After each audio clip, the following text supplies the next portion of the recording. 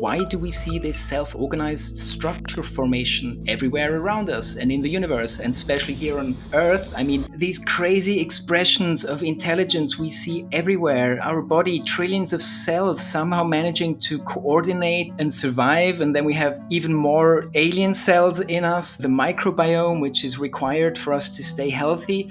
So one does wonder, what is orchestrating this intelligence? What is allowing for this structure formation? But yeah, one wonders if there's maybe more happening there. Because is it possible that there's actually a structuring force we haven't seen yet, or we haven't directly observed, but we're just seeing the side effects of it? It's been there. It's what the universe does. So the framing of physicalism, which says, yeah, there's just material stuff, there's just the four forces. Even your consciousness is kind of an illusion because it has no causal power, there's no free will, and the universe definitely doesn't have any purpose. But this is a metaphysical belief and it cannot be proven or disproven. And there's recently been a renaissance of crazier metaphysical ideas like idealism, which says, hey, there's only consciousness, there's fundamental consciousness from which everything else springs out. And in this context, yeah, this teleology makes more sense, because the intelligence we're seeing in the physical would be an expression of this intelligence Laszlo is talking about and Bache experienced behind the things that exist.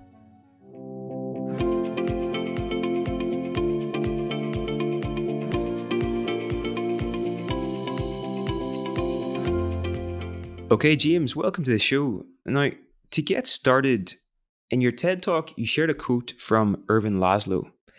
There is an intelligence behind the things that exist in the universe. There is purpose exhibited by this intelligence, and it is humanly possible to access some elements of this intelligence. So, can you maybe expand on the significance of this statement to you, and to what extent can we reasonably say that there is teleology at work in this universe? Okay, a lot to unpack. So, first of all, maybe to introduce Ervin Laszlo, he was a prodigy, I think, playing the piano as a child, and that's how he managed to migrate to the US. And there he became a famous systems theorist, and he published hundreds of papers. And he's a very serious scientist. So, by hearing the quote, you wouldn't necessarily imagine that this is a very sober, serious person saying this. And the context of the quote is the foreword to Christopher Bache's book, LSD and the Mind of the Universe, Diamonds from Heaven. So in that book, Bache chronicles 20 years of his life. He is a philosopher of religion. And for 20 years, at home alone with his wife, she was the sitter, he did 73 high-dose LSD sessions. That's 500 to 600 micrograms. And he dove deep into this metaphysical transcendental structure, which appears to be behind the things we experience in the physical. And Laszlo said, yeah, this is one of the most important books I've ever read, because it seemed to resonate with his metaphysical ideas. So Laszlo has authored books called The Akashic Field, where he brings up this Vedic, or also in shamanism, this notion of this informational field, this intelligence consciousness can tap into. And Laszlo, being a scientist, he tried to think about it in more formal terms and wonder, could this be related to the quantum vacuum, which is this weird thing because it's not empty, it's full of energy. And the more you zoom in, the weirder it gets. And you kind of have these particles frothing into existence and annihilating again. So that's the context for this quote. And I really like it because it points to, as you mentioned, this teleology, which from sort of a physicalist, metaphysical standpoint is really silly. The universe doesn't have a purpose. Come on, that's like hippie talk. This isn't serious things, or serious thought. But this is a big puzzle and a big question from a physicalist point of view, because it comes down to emergence. Why do we see this self-organized structure formation everywhere around us and in the universe, and especially here on Earth? I mean, these crazy expressions of intelligence we see everywhere. Our body, trillions of cells somehow managing to coordinate and and survive. And then we have even more alien cells in us, the microbiome, which is required for us to stay healthy. So one does wonder, what what is orchestrating this intelligence? What is allowing for this structure formation? And from a physicalist point of view, it's just a brute fact. That's what happened. There's nothing more to say about that. Just move on. Nothing to see there.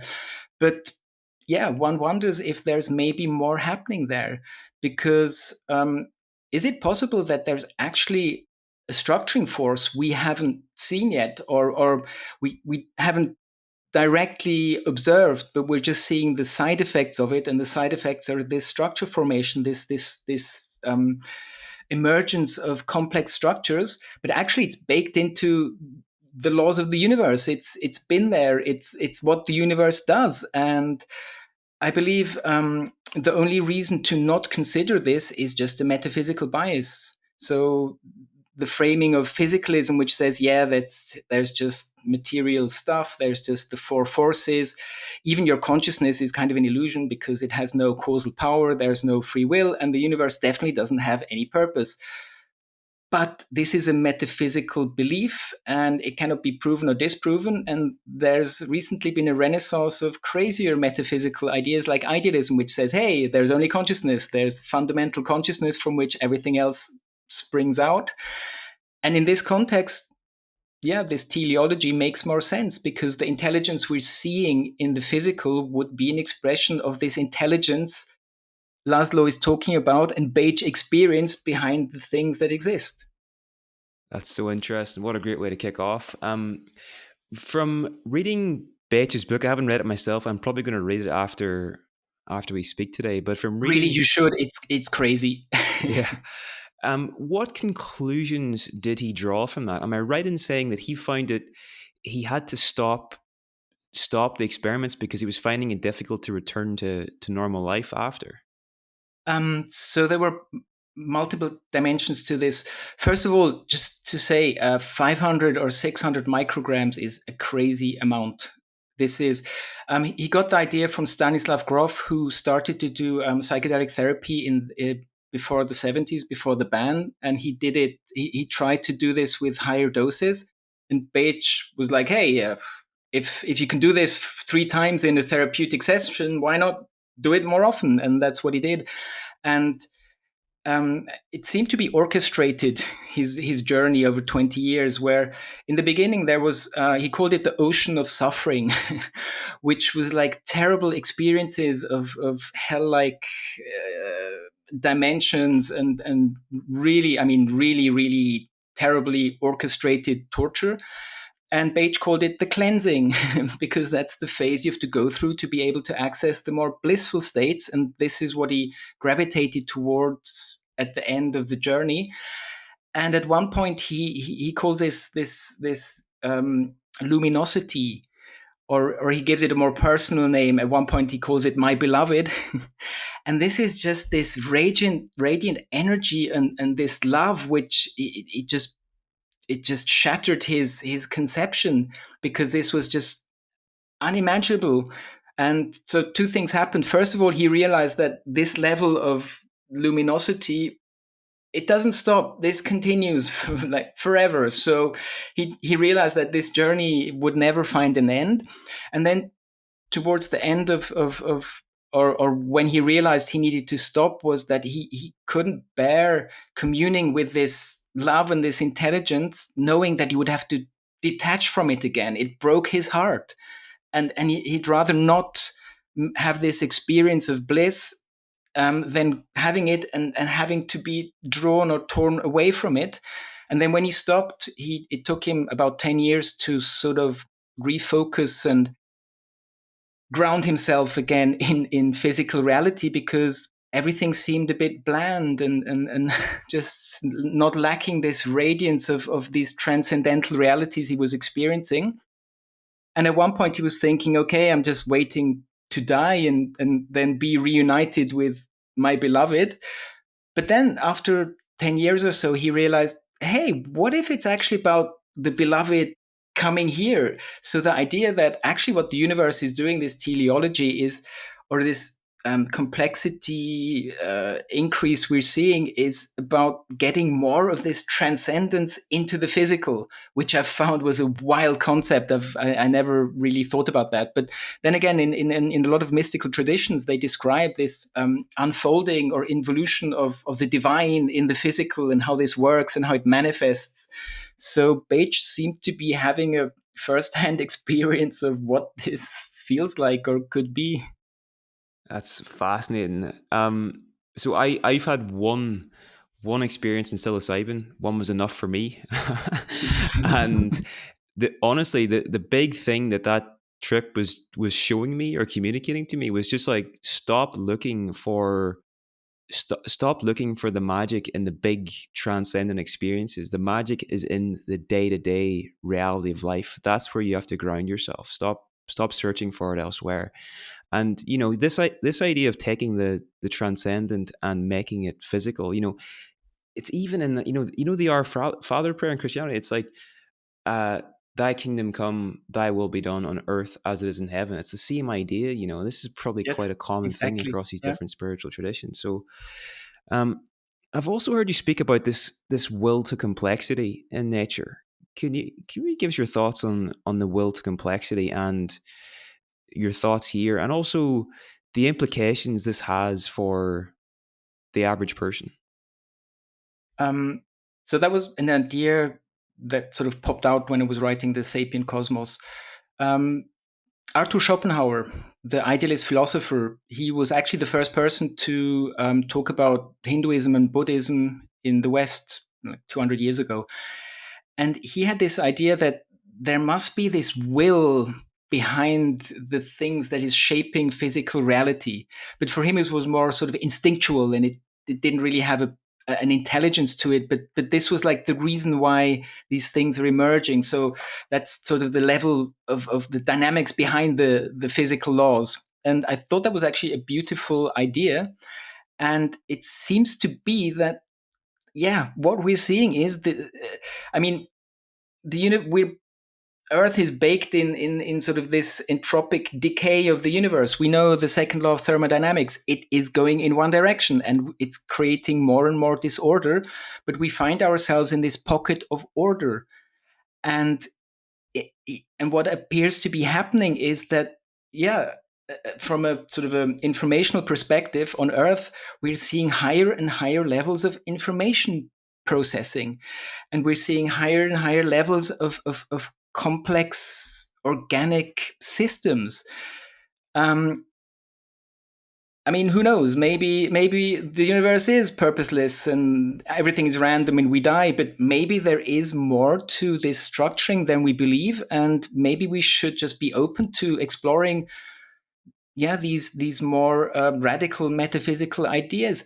And I believe this is happening a bit. That the reason we're seeing this renaissance of idealism in philosophy of mind and the philosophy of psychedelics, a new thing, and also in science, is that, yeah, from physics, there's just so many things which are weird, which we don't understand, and which we haven't progressed in understanding. And it seems to be that a younger generation of academics is really going back to the assumptions and wondering if they're correct. Is it correct to claim that consciousness is just neural activity in the brain?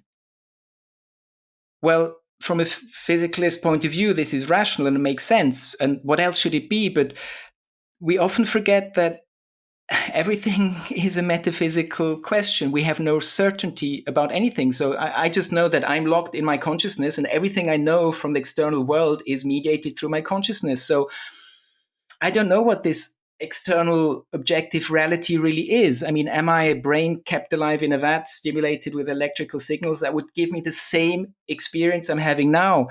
Is this a dream that I can awake from? Is this a simulation? There's no way. Or solipsism, is it actually just my mind and nothing else? There's no way we can. There's no empirical or theoretical way we can tackle any of these questions. So, as long as we have metaphysical uncertainty, it's really hard to claim certain metaphysical truths. Of course, if you have a metaphysical system that clashes with empirical data, then that's a bad system and you should get rid of it. But as long as it doesn't, the question is like, what is your certainty? Why do you believe this? And I think that sort of a funny thing for many rationally thinking people, they're like, I'm a I'm a very rational, logical person.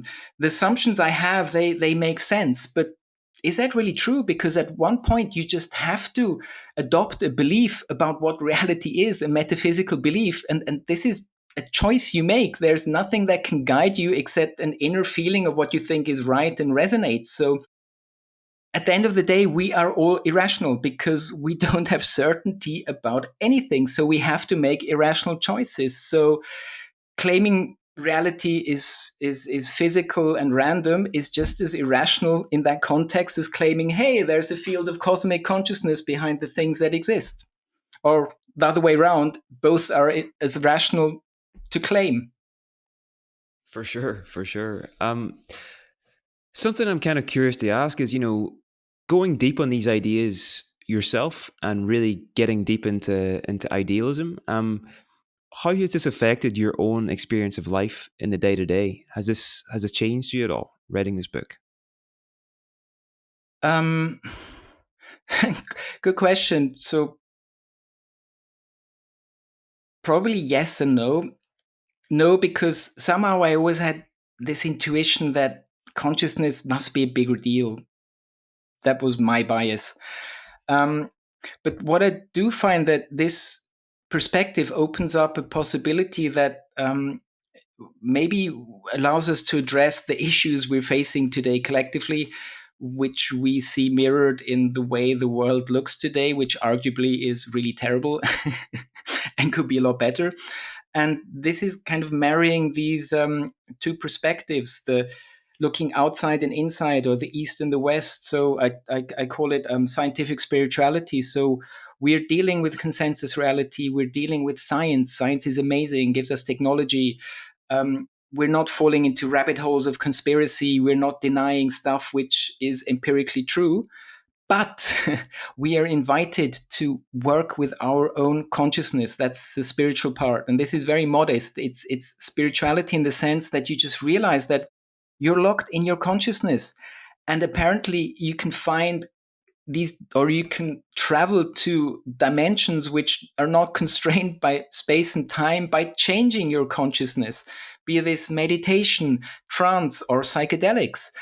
And this opens up very big questions of what does this mean, and how much of this should I experience, or do I want to experience? But just this invitation that in the West we start to take our own consciousness more serious and try and transform it. And at the end of the day, I believe it's simple. We should just become happier people and cultivate happiness, and through that society would be a lot better, because if you're a happy person, there's no need to be cruel to other beings and destructive. So I find this is sort of an optimistic angle, which I like, because I mean, I try to be optimistic, but if you look around, you can say that, wow, things are not looking good, or are not on a good trajectory. So I find sort of these possibilities of recontextualizing our place in the universe, our own consciousness, the relevance of it. I find that this has a big power to maybe open up a little door to a transformative thing that could be happening. And I mean, again, this is not something I come up with. So nearly everything I write about is just chronicling what other people have been saying and trying to put it together in a way that connecting the dots, and sort of say, hey, look, these clever people seem to be all pointing into that direction. Maybe we should pay attention, because this obviously isn't something that is known by a wider audience. Um, so I see my role there more as trying to facilitate this possible paradigm change that seems to be unfolding, and hopefully gives us sort of a tool to somehow turn things around. And we have, I mean, that's the ironic thing, we would have the means to create an amazing world for everyone. We have the technology. This is not the problem, we just choose not to do it. So maybe nudge people to change their choices in a more beneficial way for general society and themselves.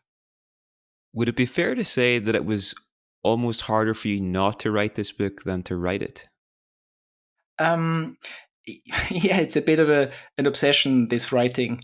Um, so it started just during studies or during the PhD program. I really liked to sort of dive into complex stuff and try and break it down and explain it in a or make it more accessible. That was always my goal. Not sure how how good I am at that actually, but that was always my motivation, and that just got me into this sort of writing frenzy. And just recently, a friend who also wrote or was writing or just finished a book in recent times, she asked me, how do you also have these writer's blocks and like these issues and like these, just these days where you're just not productive? And I just say, actually, no, because always when I sit down and write, it just seems to sort of flow in the zone. So somehow this is sort of an obsession, and somehow this is something which really easily happens to me. So yeah, that's cool. Very cool, very cool. To me, that kind of says something a little bit about the nature of reality and maybe kind of the role of the human being within it. It's almost like there's something that kind of is wanting to come into the world through you, and you're just kind of letting it come through you, and you're sort of doing your part in bringing that into the world and sort of adding to the information flow. Which kind of brings me, I suppose, to something else I wanted to ask you. So you've written a paper on a universe built of information, and to what extent can we say that information is the most foundational element in reality, and why is this important? I mean, science always was trying to figure out what is the ontological primitive. I mean, they didn't call it that way because they're scientists and not philosophers, but they were always looking for the final substrate. And at one point, we thought, it's just little building blocks, Lego building blocks when you zoom in. And with quantum field theory, we realized that actually we've no clue what it is. We just have this mathematical description of quantum fields, and these particles are excitations in it. And we don't really know what this means, but somehow we always thought, okay, let's just keep this sort of materialist framing for what's happening in physics. And then Carl von Weizsäcker, an eminent physicist of the last century, and then a couple of years, I think 20 years later, John Wheeler, also an eminent physicist, they just had these intuitions that maybe this is the wrong way to look at the physical universe. Maybe it really is about this informational context. So Carl von Weizsäcker introduced this idea of UR, a UR, which is the basic unit of information, and then he computes how much there is in the universe of that and what's possible. And for Wheeler, it was more of a sort of interrogation, a sort of a question asking thing. So if we do measurements, what we're doing, we're interrogating nature and asking yes or no questions. Is the spin pointing up? Yes or no? So these are all bits of information, zeros or one. And then people, when this whole quantum information sort of paradigm shift happened, when we started to realize, hey, quantum computers are possible, and these no cloning theorems and all this crazy stuff from quantum mechanics that we can actually use as resources and entanglement and all that, we can actually use it for technology, but we don't understand what it is. If we rephrase them in this information theoretic language, then it seems to be make more sense. Like Anton Zeilinger, who won the Nobel Prize 2 years ago, he's this information quantum information guy. And in his books, he claims that it just makes more sense to look at nature in this way. Or Seth Lloyd, he calls himself a quantum engineer. And in his book, Computing the Universe, he says, or in papers, he has papers where he like really does formal calculations where he says, look, when two elementary particles interact, this is a computation. this is all to be understood in a computational framework. And yeah, as physicists really want to find sort of the ultimate essence of what things are, it probably is best to adopt the notion of information. That seems to be like the most fundamental thing that's happening there. And with, yeah, sort of for Wheeler, it was it from bit, but now with the quantum revolution, we have, or quantum information revolution, we have the qubit. So although it's, again, it just can hold, yeah, one bit of information, an answer to a yes and no question, it's suddenly embedded in this weird quantum framework where we can start to, yeah, harness and compute at newer levels that were not possible before. And just to finish, so Wheeler didn't stop there. He went on to claim that, hey, we live in a participatory universe. So what's happening is that by interrogating nature, we're actually interfering or changing it. So, and again, this is a very sober, serious person. And he had this hippie idea that we're actually, our consciousness is shaping the evolution of physical reality. So, yeah. Wow. Wow. And even if you look at biology, at the very base of it, DNA is sequences of genetic code organized in a very precise way. Like, you know? Yes. And again, the information processing aspect of it is just wild. I mean, just how much information is encoded there, what can happen. And then you have people like Michael Levin, the biologist, who, I mean, he frames it more in, not less in information processing, but cognition, where he's saying, hey, we always think that cognition is something that's happening at our scales with our brains, or, yeah, now we know animals as well, finally, maybe plants, the newest sort of thing we suspect. But actually, it's happening at deeper levels. So just even tissue or organs, or at every level that you look at it, he claims that what's happening is cognition is actually happening, and we just haven't realized and didn't really look there. And yeah, that's what his crazy sort of recontextualization of biology is, that there is so much more intelligence going on. And that's another thing, kind of this will to complexity. So I mean, we we're just so disenchanted. We just, I don't know, having this wow effect of seeing these crazily complex structures and intelligence. I mean, just seeing a tree should just like blow our minds, like, wow, the beauty, the intricacy. But we're all like, nah, this whatever. So I find this is kind of we should also try and rediscover this feeling of wonder and awe in the face of this crazy complexity, like even a single cell. So in the 90s, biologists started to understand the cell in terms of computation and machines and information and computers, because that was the thing that was happening there. But nowadays, people are questioning this view of the cell, and they're saying that's actually a really bad analogy, because a cell is so much more complex, dynamic, and the plasticity and the interactability of a single cell is just insane. This is so crazily complex, and this is one, and we have a couple of trillion. So we just gloss over all this intelligence in nature, or that plants, they communicate, they have informational highways, they seem to have agency, they have memory. I mean, these things should really blow our minds and kind of make us rethink how we're interacting with non-human beings on Earth, which arguably we're doing really badly. For sure, for sure. Even if you take, what we are, we were once a single cell that was, say, 20 times smaller than a grain of sand, and now we're sitting here having this conversation. Like that's ridiculous, but that's reality, and we take that for And granted.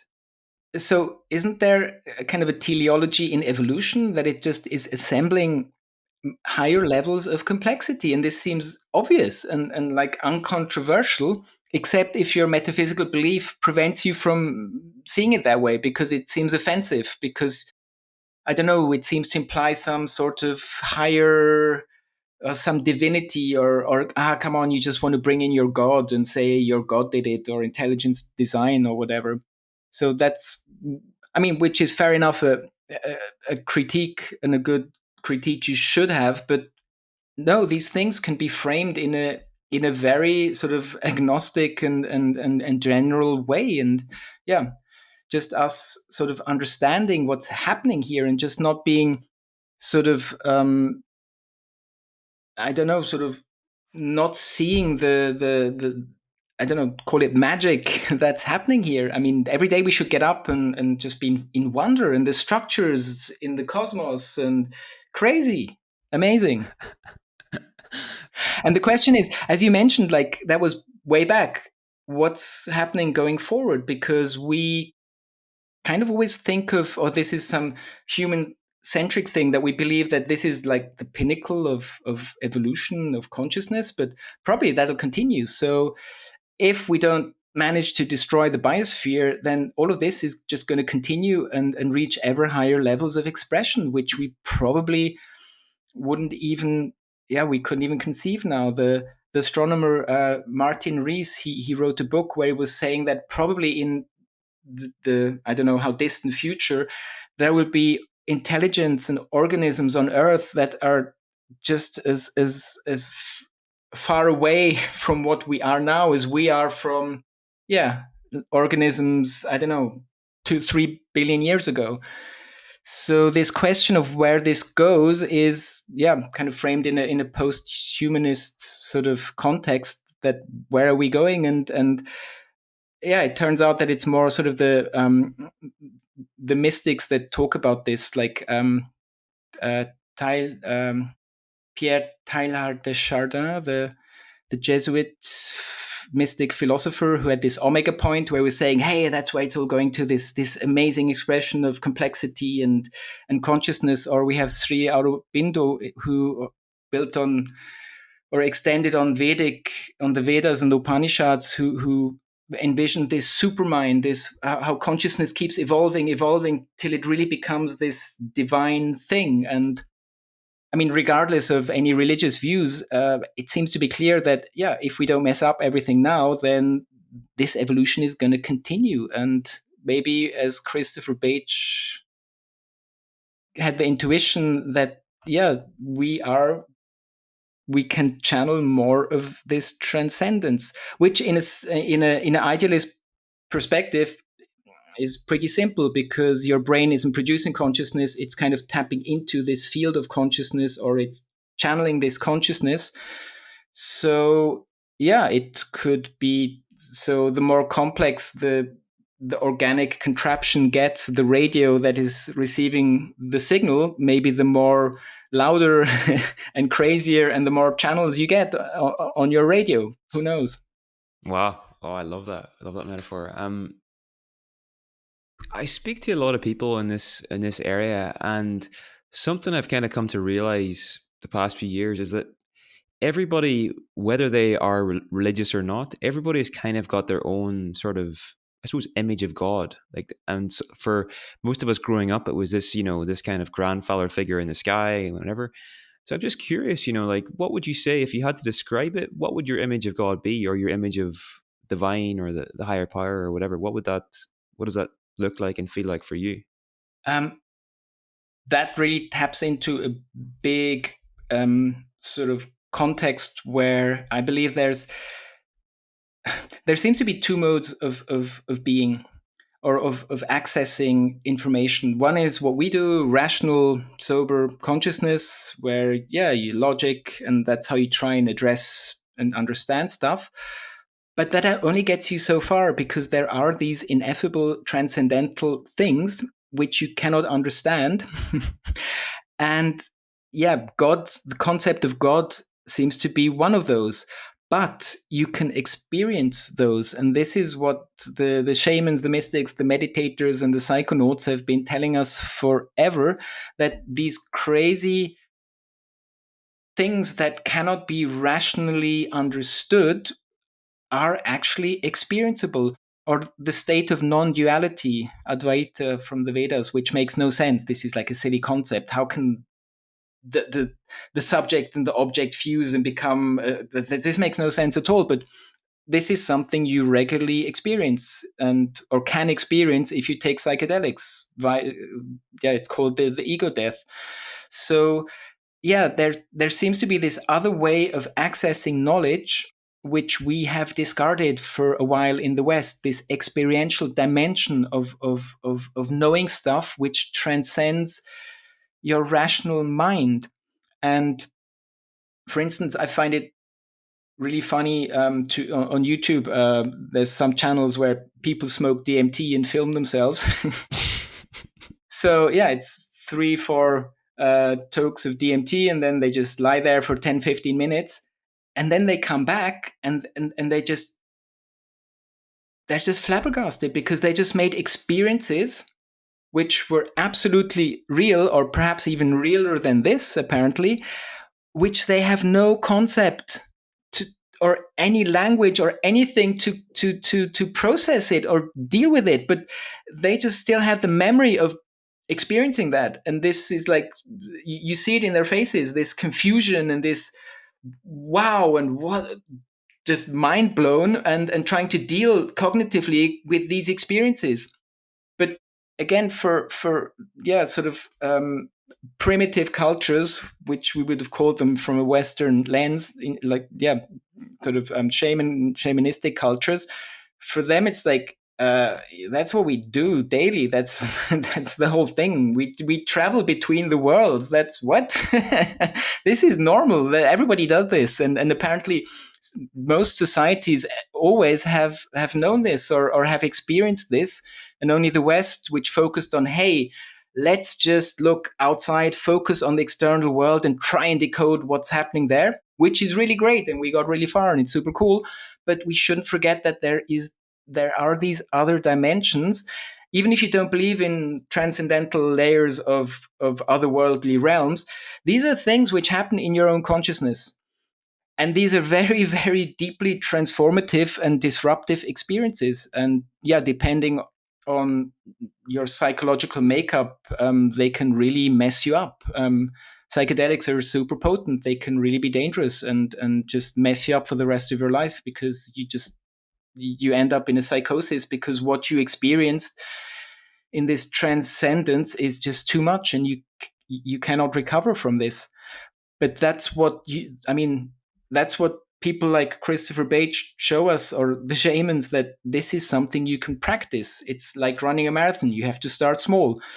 And yeah, Bache was saying that the level of coherence that he could keep while diving in deeper, this was just through the practice of going there again and again and again 73 times.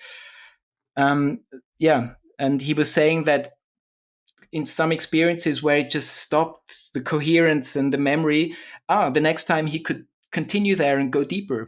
So these are, I kind of like to call it empirical metaphysics, because it seems to be something that is reproducible, and different people can share the same experiences, which makes it kind of empirical, although it's happening in this crazy, incoherent, transcendental realm in consciousness or outside of space and time or wherever.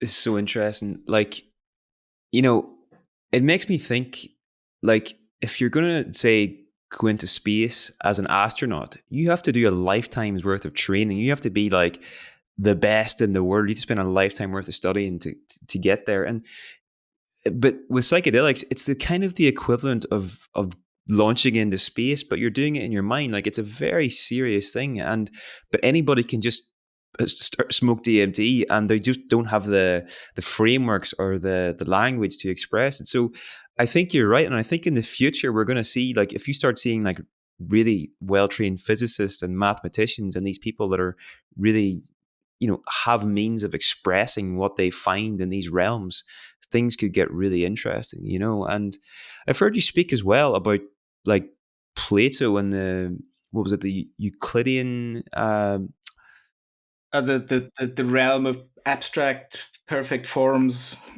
and he was taking psychedelics supposedly back then, and people say that the rest of Western philosophy is essentially a footnote to Plato, and Yep, that makes me think, you know, this Whitehead. our culture is heavily influenced by these plants. Yeah, and the problem is that there was such a stigmatization and demonization of other states of consciousness and psychedelics in particular that we tried or we're only now rediscovering that these Eleusinian mysteries, these for 1,000 years, these mystical traditions held every year, everyone went there, it was a huge thing. And Plato partook, and they were drinking kykeon, which was a psychedelic substance, or soma in the Vedic traditions, which was revered as a god, but it was also most probably a psychedelic brew. So it seems to be that a lot of insights into the nature of reality and spirituality were actually mediated by altered states of consciousness through ingesting plants. And that's why crazy ideas like Terence McKenna's stoned ape theory, that whatever this cognitive revolution that happened 50 to 70,000 years ago, we don't know why suddenly language became more complex and abstract thought entered. It seems to be kind of a good idea to imagine that this actually was mediated by psilocybin, by these early humans stumbling across magic mushrooms. Or I mean, as we know, all these shaman cultures with their wisdom for healing and the plants. I mean, this is again sort of very unorthodox knowledge, which we have no idea how they do it or why they know that. But if you ask the shaman, like, what's happening here, or why this plant with that, I mean, ayahuasca is like some vine and some bark. Like, you're in a forest of whatever 100,000 species, and you do this, you put these two together, which then allows you to transcend your mind. Where the physicalist is like, yeah, that was just trial and error, that just happened, and that's nothing there. But if you ask the shamans themselves, they're like, yeah, but the plants told us, because they somehow had access to this other worldly realm which contains information, and we can bring it back. Or dreams. So dreaming seems to be something similar, that we're actually traveling in this I don't know, otherworldly realm.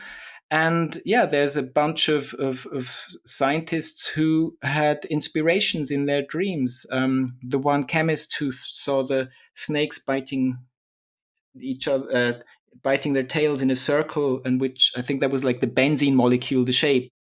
Or the mathematician Ramanujan, who discovered half of Western mathematics alone in India before they brought him over to the UK. And he claimed that these equations and these insights were given to him by some Indian goddess that visited him during his dreams. Wow. Um, and an interesting thing about, well, actually, that reminds me of there's a song, I can't remember what it was. It's a Beatles song, but Paul McCartney basically said he had a dream and he woke up and he had the full song was written. He went to the piano and started playing it. I can't remember what it was, but if you look it up, you should be able to find that. But with the psychedelics, the interesting thing is they actually find less activity in the brain. Is that right? Whenever people are on these substances, which Yes. So again, it's like a bit tricky, but they definitely did not find what they expected. And there's even a quote by Christoph Koch, one of the pioneering neuroscientists, when they did the first imaging studies. I don't know if what it was LSD, maybe.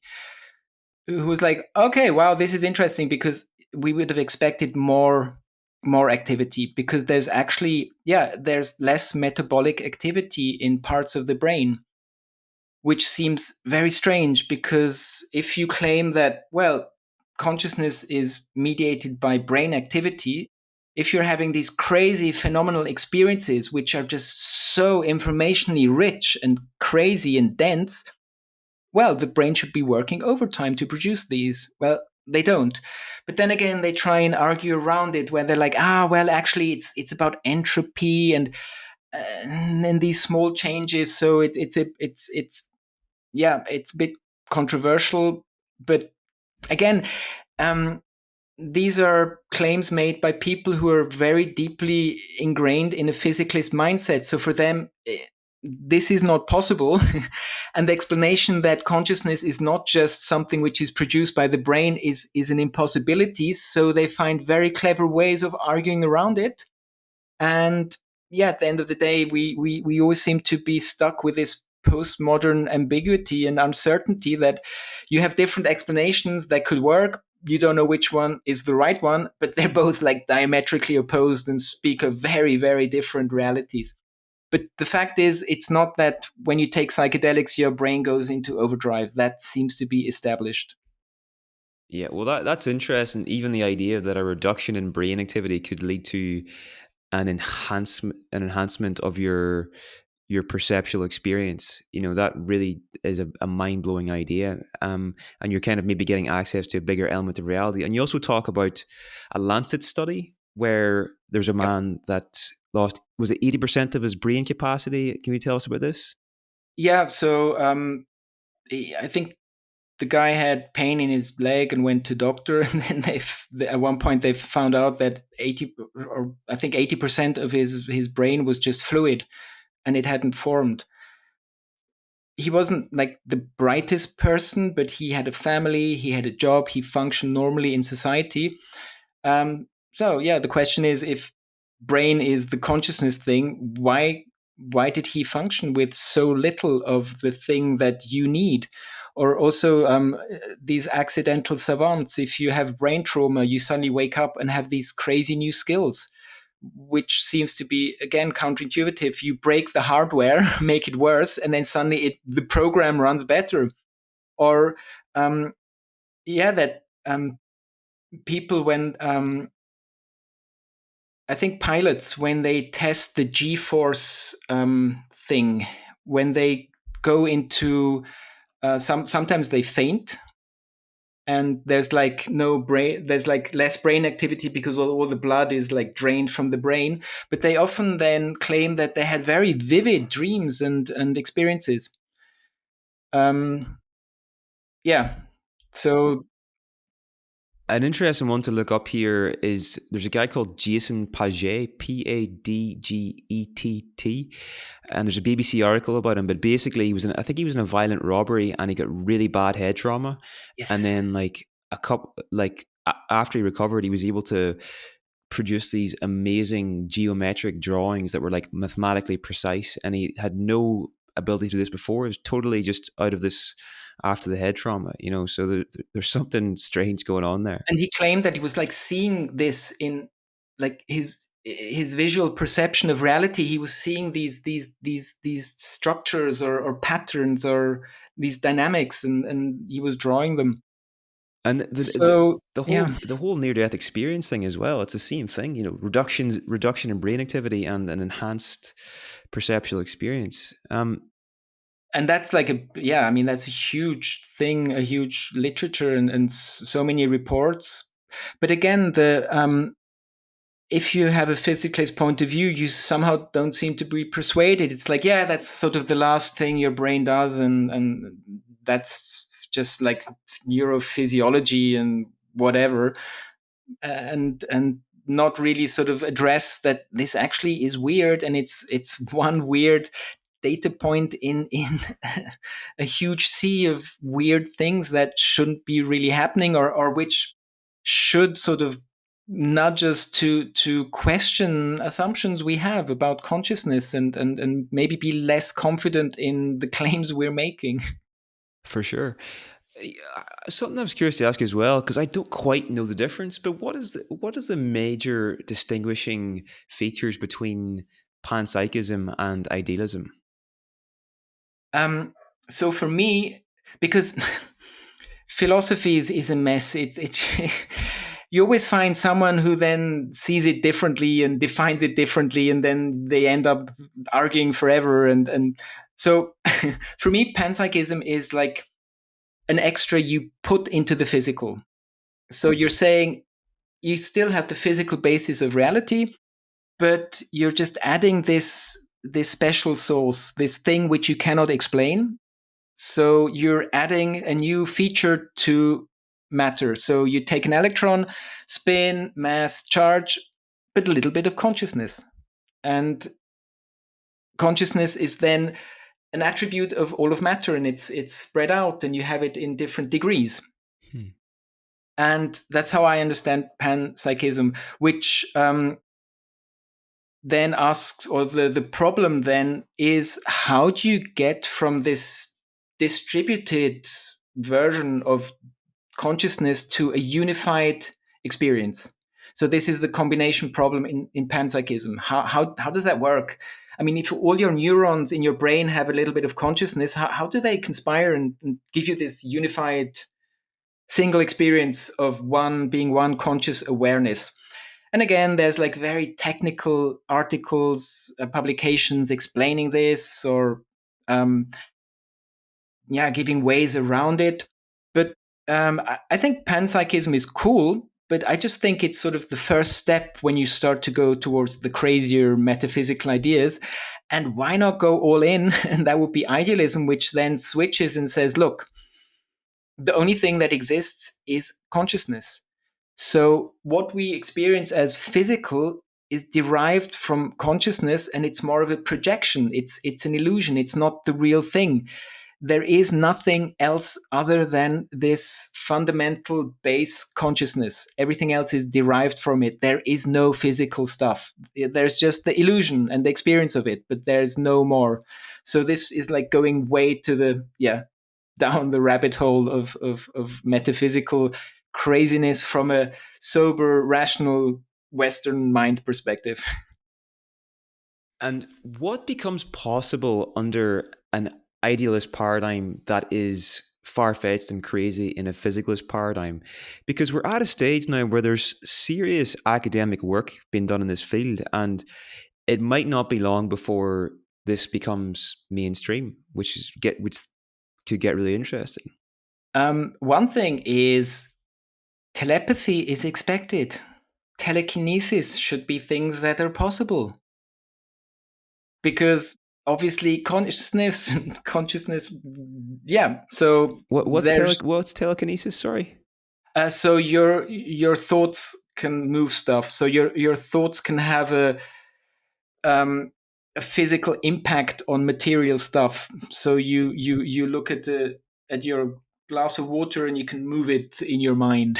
Wow. Okay. I Okay. mean, that would seem to be possible in some sense. And then you have all these Indian yogis who claim to levitate and stuff like that, which of course, from a Western perspective, is like, come on, there, that's a scam. They're lying. But I don't know if, as yeah, sort of these Indian wisdom traditions have been working with consciousness and really mastered this level of meditation to like go in really deep.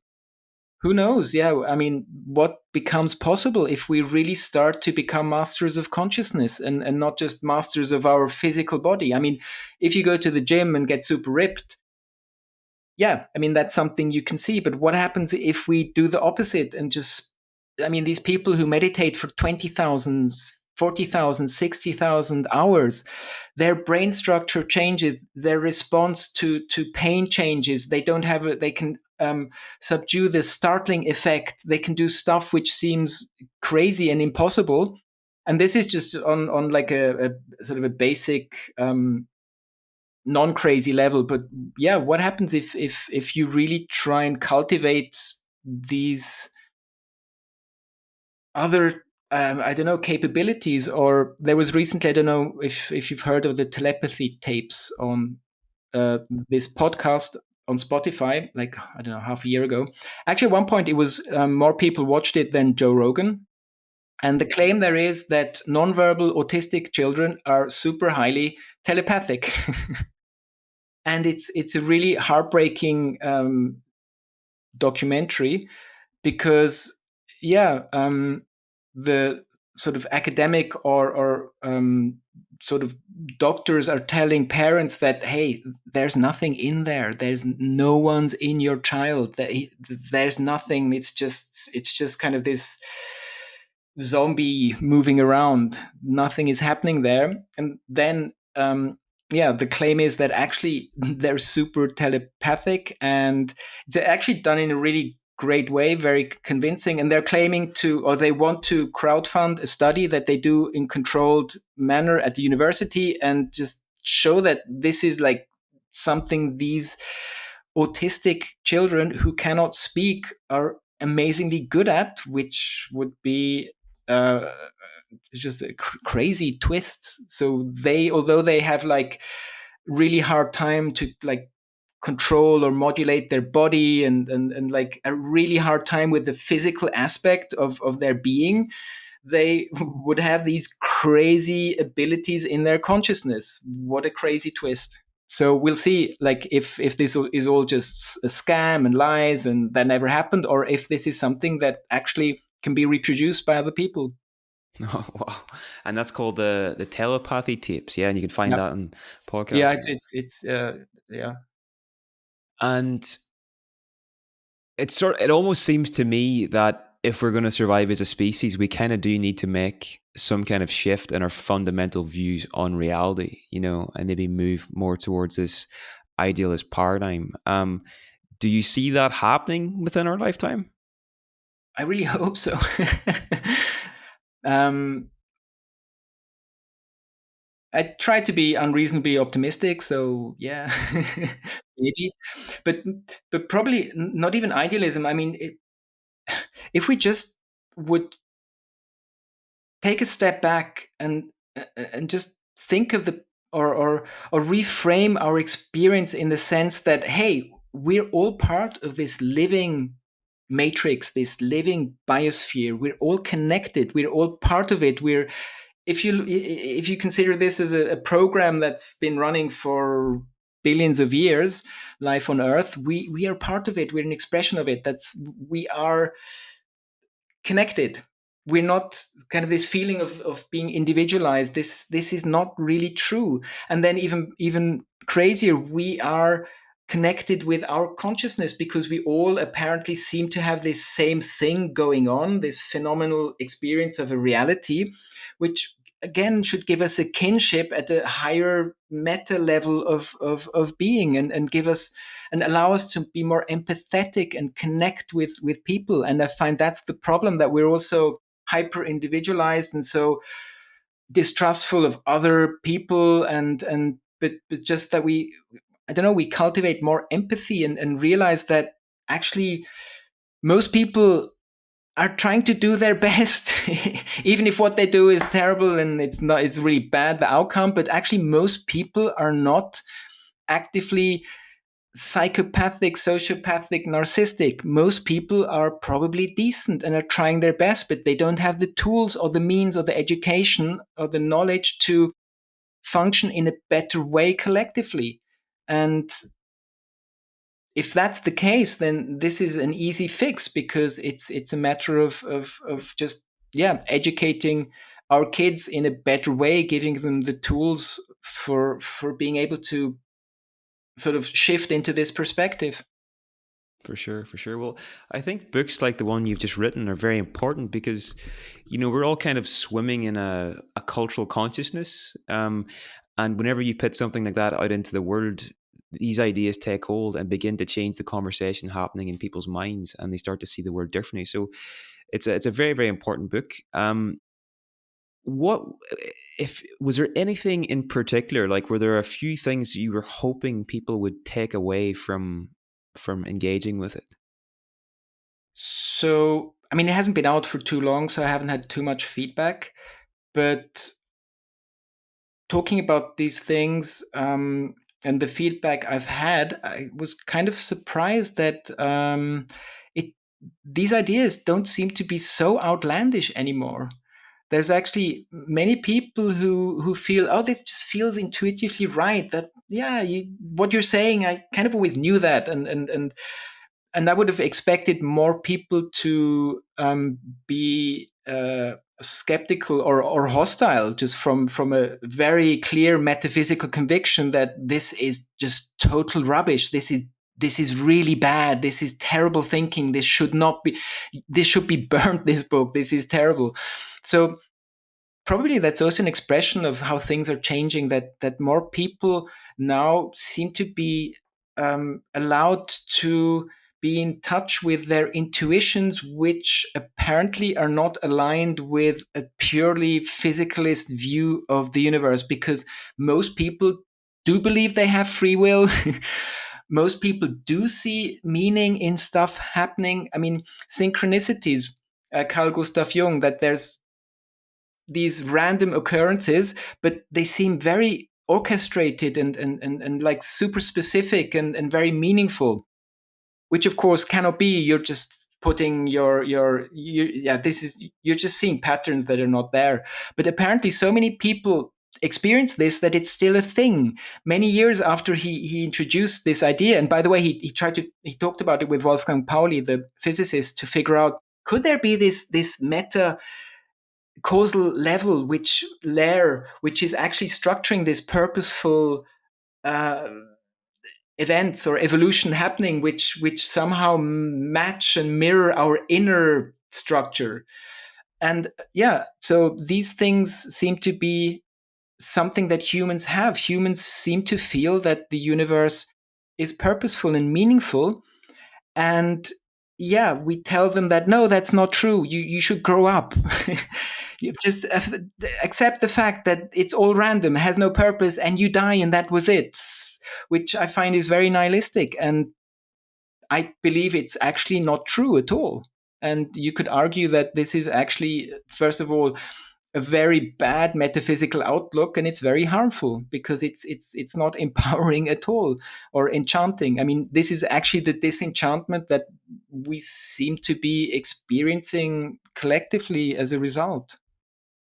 For sure, for sure. Well, I think it all kind of links back to what we were speaking about at the start about Christopher Bache and that book, and this whole idea of like taking that element of the transcendent and bringing it here. And this paradigm can really, I suppose, help us to do that and just create a better world for people to live in, you know? So it's been such a pleasure, James. I've enjoyed every minute of this, and I really recommend people to get the book. Where would you recommend them to pick up the book, and where can they connect with you online? Do you have a website they can check out? Yeah, my webpage.